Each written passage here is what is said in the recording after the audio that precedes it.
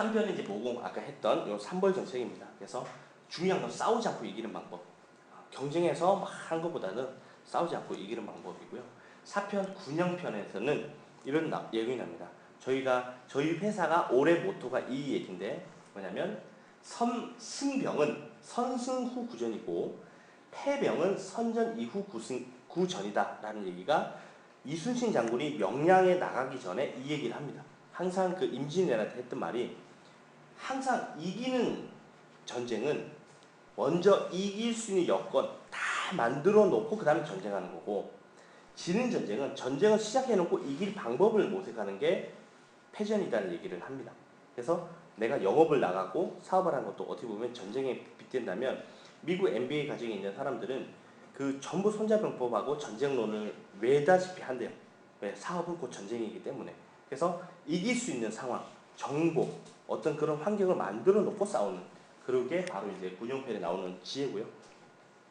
병세, 제가 이제 이래봬도 UDT라고 하는 해군 특수부대를 나왔습니다. 그래 안 보시면 네, 여기에서 하는 게 엄청난 훈련을 받습니다. 저희 부대가 얼마 전에 이제 특전사 뭐 분 이게 도와드리다가 이제 돌아가실 때 특전사도 뭐 둘째가 는 소로할 정도로 엄청난 훈련을 받습니다. 그들도 우리한테 와서 위탁 교육 받고 우리도 특전사 가서 위탁 교육을 받는데 왜 이렇게 받느냐? 이 단어 때문에 이 정합, 이 기승, 전공법으로 정말 정석으로 합니다. 그리고 나서 이것을 기반으로 실전에서는 그 사람의 임기응변이나 그 사람의 역량, 그래서 기습, 그러니까 어떤 그런 기술적인 부분으로 이기는 거거든요. 실제 영업 그 전선에서 아니면은 그 실제 어떤 영업을 할 때 어떤 상황인지까지는 우리가 다 알 수는 없지 않습니까? 근데 그것은 현장에 있는 사람, 당사자가 제일 잘합니다.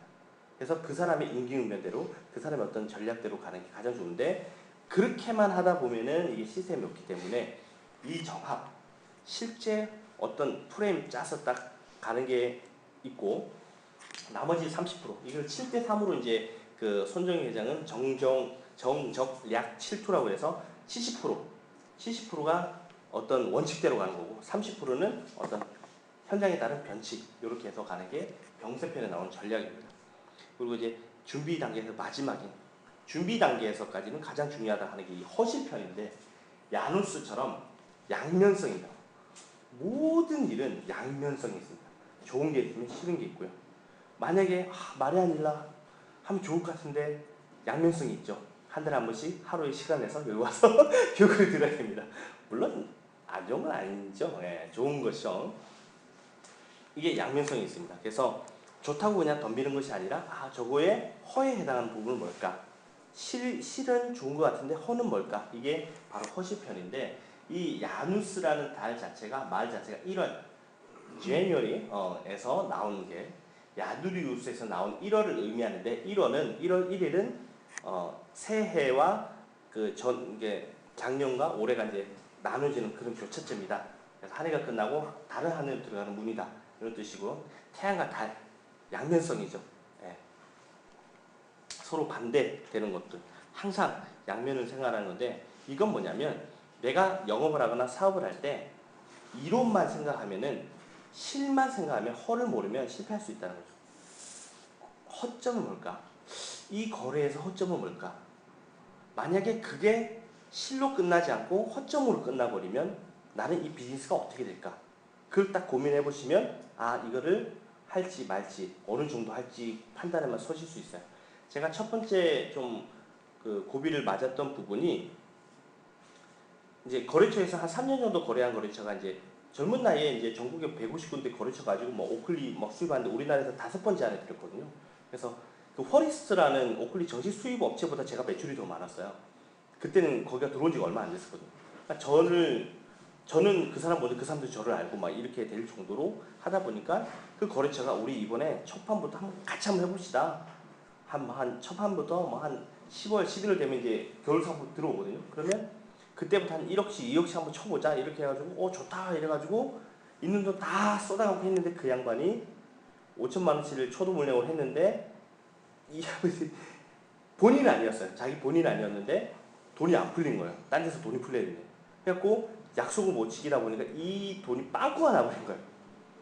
아마 이제 수입 직접 하시는 분은 아마 아실 거예요.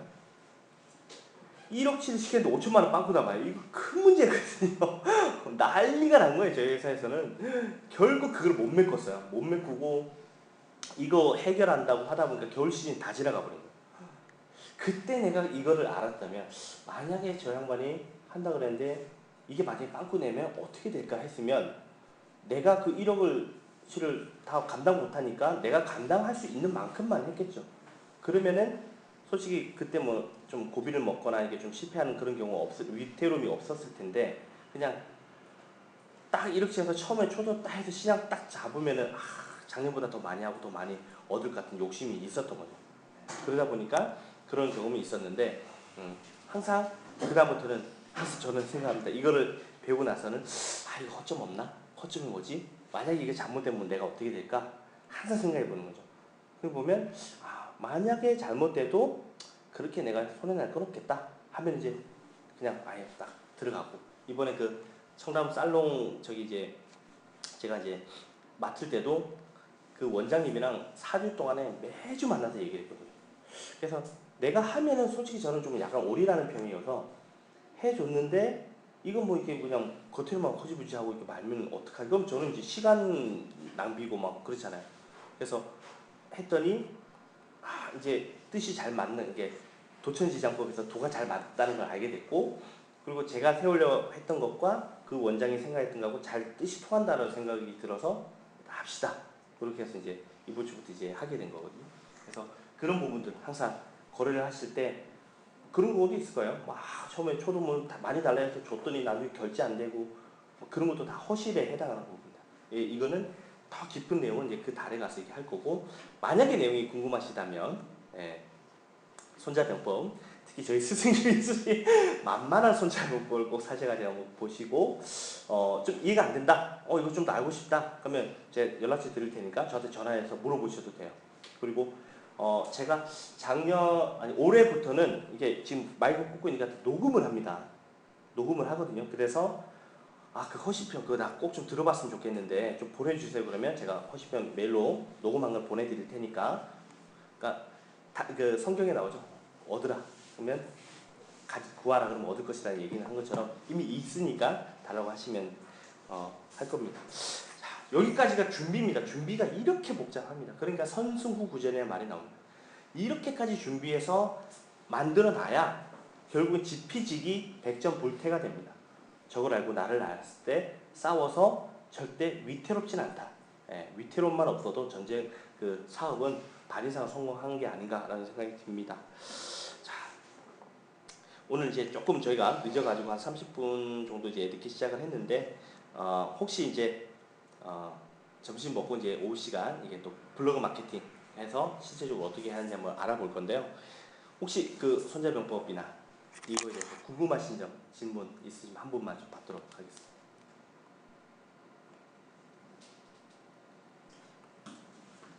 대리점에서 제품을 받을 때 네. 시계편에 적용을 해본다면 네. 어떤 기준으로 뭐 물건을 좀 받아야 될지 말아야 될지 이런 기준을 또 세우고 우리가 받아야 되지 않습니까? 네, 어떻게 그냥 대리점에서 물건을 받을 때 예를 들어서 아까 말씀하신 것처럼 네. 수입 회사들이 가장 많이 쓰는 호화실이 있습니다. 서울에서 한 개 대리점을 띄웁니다. 인적으로. 그리고 지방으로 내려옵니다. 서울에서 잘 된다. 이런 패턴으로 연구를 많이 합니다. 그렇죠. 지금도 그렇게 합니다. 네. 그래서 현재 수입이나 뭐 국내 제조회사들이 서울에 대리점을 5군데 이상 가진 회사가 없습니다.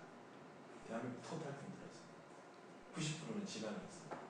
호화실인데 저희 회사 같은 경우는 95%가 서울권에서 행정하고 있습니다.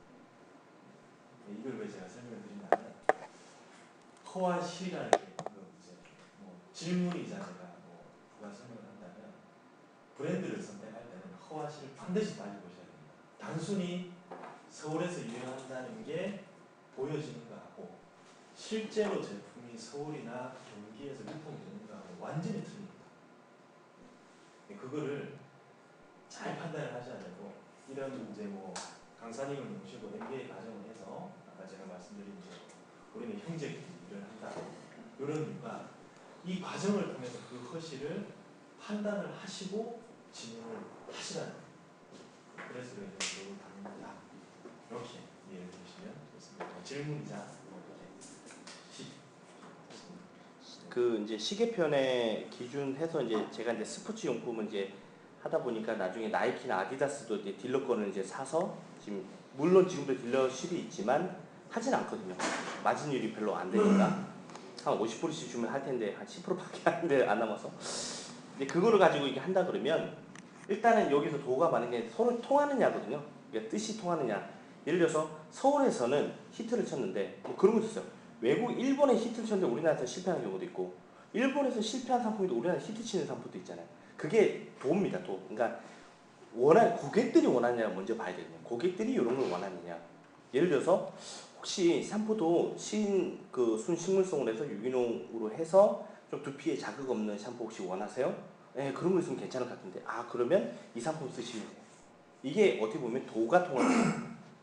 그들이 원하는 거. 두 번째는 천은 그러니까 타이밍, 시기, 때라고 보시면 돼요. 예를 들어서 서울에 완전히 히트해요. 근데 지방에서는 별로야. 그러면 타이밍이 안 맞을 수 있거든요. 근데 내 영역 안에 이렇게 보니까 이 사람들이 서울에서 좀 히트 쳤다 그러면 잘 받아들이는 경우가 있다. 그럼 때가 맞는 거죠. 네. 그리고 어떤 지역적인 부분들도 보면 사람들이 주로 이것을 쓰는 사람들이 자주 왕래하는 지역이 있는 거예요. 만약에 젊은층에 이게 잘 통한다 그러면 젊은 층이 자주 가는 곳에 가면 통하는 거죠. 네, 그런 지형적인 부분. 그래서 그런 부분들을 잘 이렇게 보시면 이것을 어디에다가 내가 영업을 하고 어디에다가 납품을 하고 뭐 이게 할지는 이제 여기서 나오는 거죠. 답변이 되셨나요? 네. 자, 그러면 오전 시간은 여기서 마치고요. 식사하시고 오후 시간에 뵙도록 하겠습니다. 수고하셨습니다. 고맙습니다.